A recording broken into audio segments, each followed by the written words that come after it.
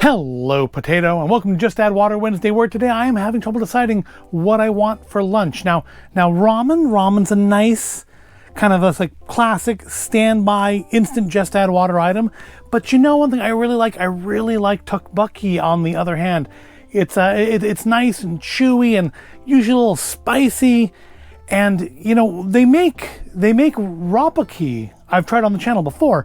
But the problem with that is it's a full serving of ramen and a full serving of tteokbokki, and it's just way too much food for me to be having for lunch, plus probably like 4,000% of my daily sodium.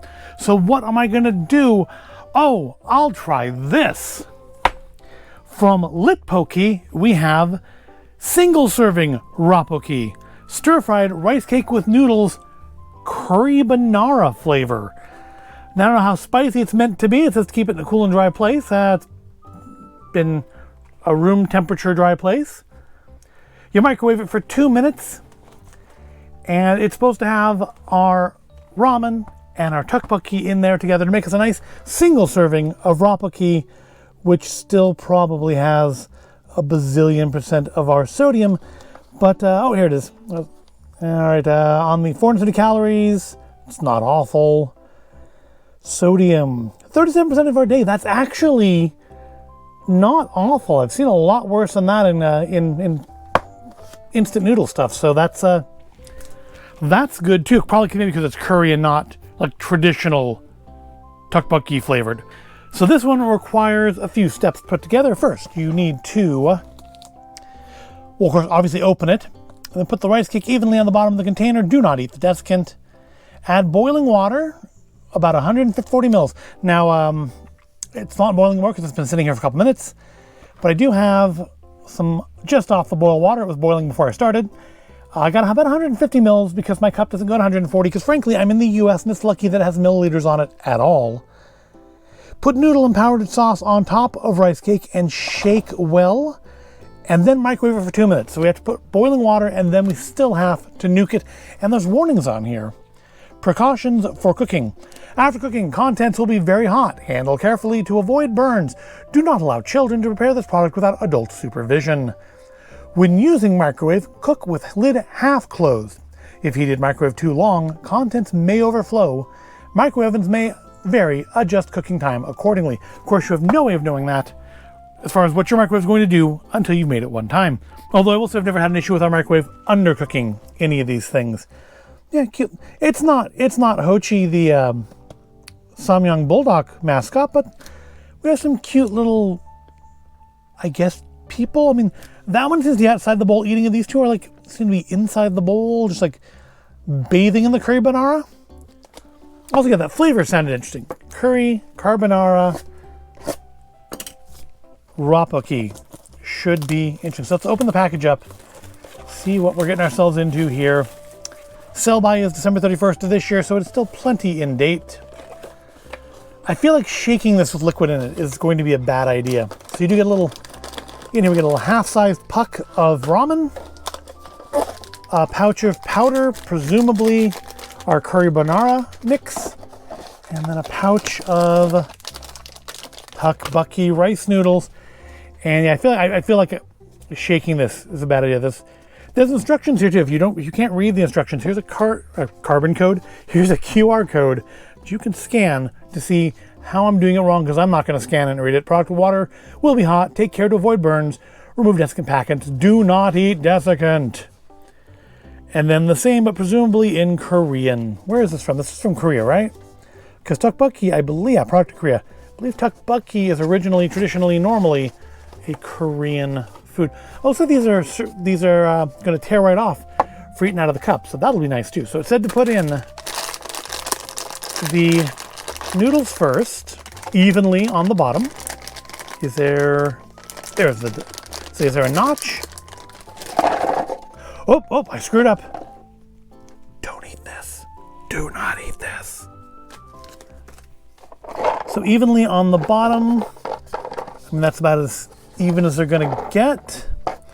Then we add our 140 mils of water. So there's a fill line? Yeah, there's a fill line. Okay, there's a fill line in there. So, of course, I have the camera tool, so you can't see the fill line without me tilting the whole thing, and I almost just dumped the hot water all over the table. That would have been bad. Will it take the whole 150 mils? Almost. It is exactly the filling. You know what? Screw it. I like a saucy currybonara. I've never had currybonara. Next, we need to have our noodle puck. And place that gingerly on top of the water. And then, so I guess this is gonna steam because the noodles are not even submerged in that water. And then finally, our currybonara powder, which does not seem to have a notch on it. So we'll make one. Well, more or less worked. And pour that in on top. Rapokki! It says it right on the front there. By Litpoki. I've never heard of Litpoki before. This is a new brand for me. So, I mean, you should see if this, they had other flavors of this in the shop. If this is any good, we may have to try some more. Let's try a little of that currybonara powder just on its own first. Well, I definitely get the curry. I don't know that I'm getting like much of a carbonara flavor out of that, but it smells nice and spicy. It's not hot spicy. It's like spiced, but not spicy, if you get the difference there. And then it says to shake this. This is the part that I feel uncertain about, just because I feel like this is going to leak. See? That's why. Yeah, I'm just making a mess now. So we're going to call that shaken enough. There we go. And I'm going to go and now microwave this for 2 minutes. Lid half open. Actually, no, first I'm going to wipe up the mess here. And then I'm going to go and microwave this for 2 minutes with the lid half open. And I will see you back here in just a couple of minutes.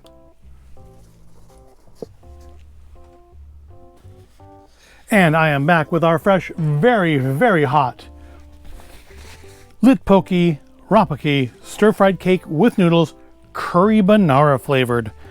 So yeah, it is, the package, it's very, very hot because there's no insulation here at all. It is just this thin cardboard, which I'm sure, cuts down on landfill nicely, but it's, yeah, it's very hot to handle. It's, I'm pretty sure we're meant to take these off because they seem like they want to come off. So let's do that. And then it says to stir thoroughly and enjoy.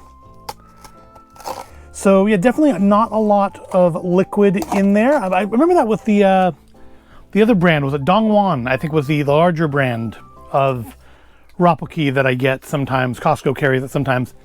And you make it on the stovetop, and even that I've noticed always ends up being under-sauced. Like I want to add more water to it, and I always forget to.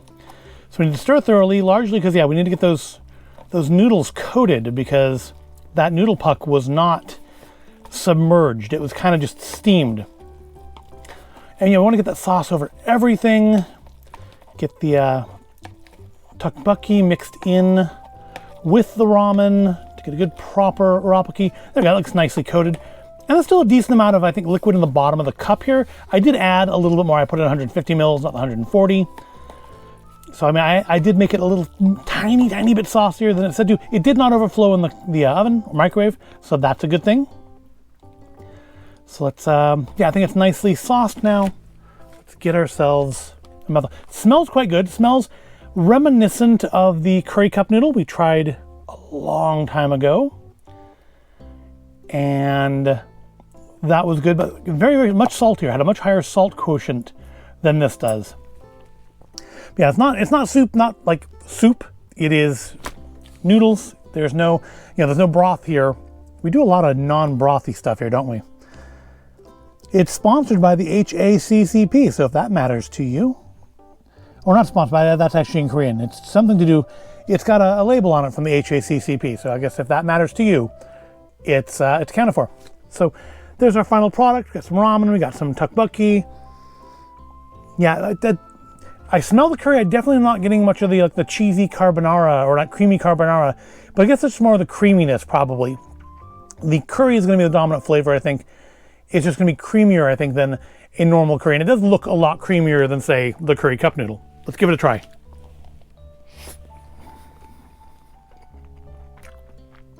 Not bad. The noodles are nice. The tteokbokki has a nice chew to it. It is not hot. I mean, it is temperature-wise hot. It is not spicy hot. Let's try some of the noodles on their own. Noodles are good.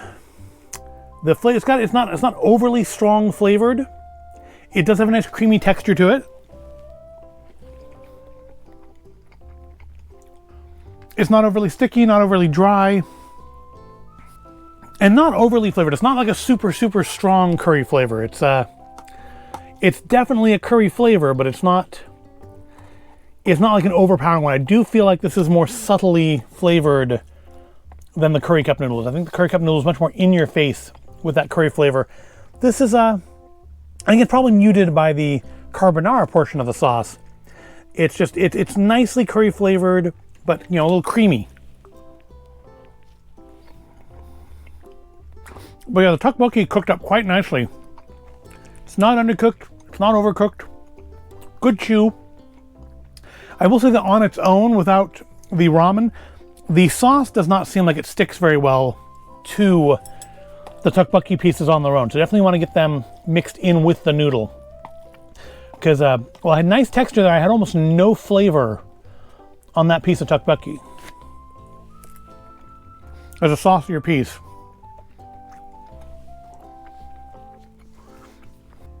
I got more flavor that time, but still not as strong as it is on the noodles. Hey, look, you can see just in the time I've been talking here, that sauce is all getting like soaked in. Within a couple minutes, this is probably going to start to get dried out. But then, instant noodle packets are not generally meant to be, left to sit for indefinite amounts of time. You're supposed to just like eat them and get back to work, kind of a thing. But not bad. I don't know that I would get the currybonara again. It's nice, but I like spice in my tteokbokki. I like that red, spicy, a little sweet, maybe even a little ketchupy kind of sauce that sometimes comes with. And I'm not loving the curry flavor on the tteokbokki. I wouldn't mind trying currybonara noodles by themselves again, but I don't think I'd get currybonara Rapokki. I feel like for Rapokki, I want more of that traditional tteokbokki flavor, and I think they had some like that. So we may have to revisit the Litpoki brand to try some of their other Rapokkis. I think they had 2 or 3 different varieties of Rapokki there. We may have to go back and try some more of them in the future, but this isn't bad. I'm definitely going to finish it. It's my lunch. I'm definitely going to finish it. But I don't think I would get this particular variety again. I'm glad I tried it. It's an interesting, creamy. I don't have enough experience with curry, unfortunately, to really have a strong opinion about it. But it's a nice creamy texture. It's a nice, not overpowering flavor. It could be a little more flavorful for me and my North American palate. I'm glad it has lower salt in it, and that's probably part of why it's not just like slapping me in the face with flavor, is that it's not slapping my heart with massive amounts of salt, because I'm pretty sure the curry cup noodle had like 80% of your daily sodium in it, and this is like half that. So still not a health food by any means, but a lot less unhealthy than it could be. So I'm going to finish my lunch. I hope you found this all interesting or entertaining. If you did, go ahead and give the video a like, subscribe to the channel. I do thank you for watching, and I'll see you in the next video.